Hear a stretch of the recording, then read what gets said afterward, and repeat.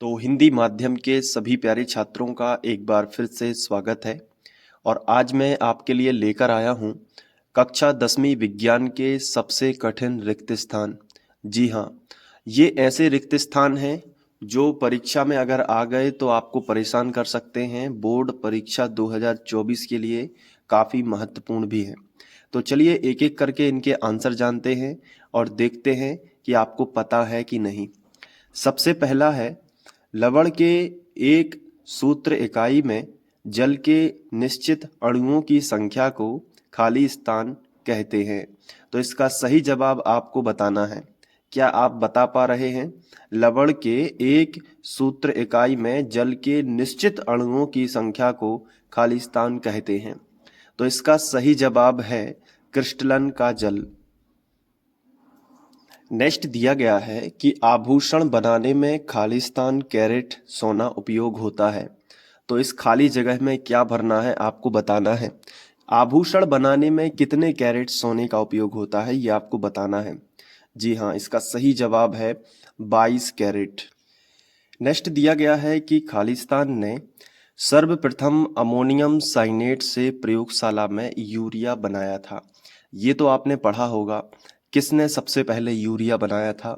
और यहाँ पे विकल्प आना बिल्कुल जरूरी है, क्योंकि यूरिया का निर्माण सबसे पहले किसने किया था ये आपको पता होना चाहिए। तो इसका करेक्ट आंसर है फ्रेडरिक बोहलर। तो आप ये जो है खालिस्तान में भर सकते हो। और इस हमेशा के लिए याद कर लेना कि किसने यूरिया का निर्माण किया था, फ्रेडरिक बोहलर। जी आगे बढ़ते हैं कि कार्बनिक यौगिकों में हाइड्रोजन को प्रतिस्थापित करने वाले तत्व क्या कहलाते हैं। तो हाइड्रोजन को प्रतिस्थापित करने वाले तत्व क्या कहलाते हैं? तो आंसर है विषम परमाणु। नेक्स्ट क्वेश्चन दिया गया है कि पचित भोजन का खालिस्तान में अवशोषण होता है।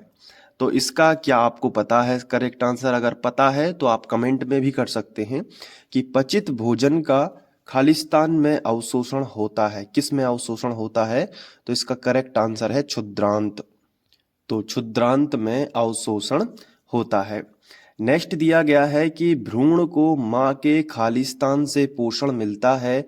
तो कहाँ से पोषण मिलता है? तो इसका सही जवाब होगा रुधिर से। तो रुधिर से जो भ्रूण होता है, जो गर्भ के अंदर शिशु होता है, वो कहाँ से पोषण प्राप्त करता है? तो आंसर है रुधिर से जो है पोषण प्राप्त करता है। नेक्स्ट दिया गया है कि नर संतान के लिए उत्तरदायी गुणसूत्र क्या होता है। मतलब ऐसा कौन सा गुणसूत्र है जिससे नर संतान होती है, पुरुष संतान होती है, ऐसा समझ सकते हो।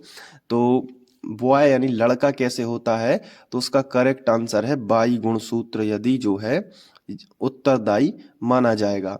तो बाई गुणसूत्र जो है वो पूरी तरीके से उत्तरदायी है नर संतान के लिए। तो काफी इंपॉर्टेंट है ये वाला रिक्त स्थान भी, तो इसको भी बहुत अच्छे से कर लेना। नेक्स्ट है कि बीजों के गोल एवं झुर्रीदार गुणों में गोल कैसे होते हैं तथा झुर्रीदार कैसे होते हैं। तो देखो, जो गोल होते हैं वो प्रभावी होते हैं। कैसे होते हैं? गोल जो होते हैं वो प्रभावी होते हैं, तथा जो झुर्रीदार होते हैं वो अप्रभावी होते हैं। ये आप समझ सकते हो, जो गोल होते हैं वो प्रभावी होते हैं, तथा जो झुर्रीदार होते हैं वो अप्रभावी होते हैं। तो ये थे रिक्त स्थान 10th विज्ञान के सबसे कठिन। और आप बताइएगा कि इनमें से कितने थे आप पे जो बन गए, कमेंट बॉक्स में आप जरूर बताइएगा। और ऐसे कितने थे जो आप पे नहीं बने, 8 में से कितने हैं जो आप पे बन गए हैं। ऐसे ही महत्वपूर्ण वीडियोस देखने के लिए आप YouTube पे सर्च कर सकते हैं हमारा चैनल फ्री ऑनलाइन कोचिंग, और आपको बहुत सारे वीडियो से मदद मिलेगी। Thank you.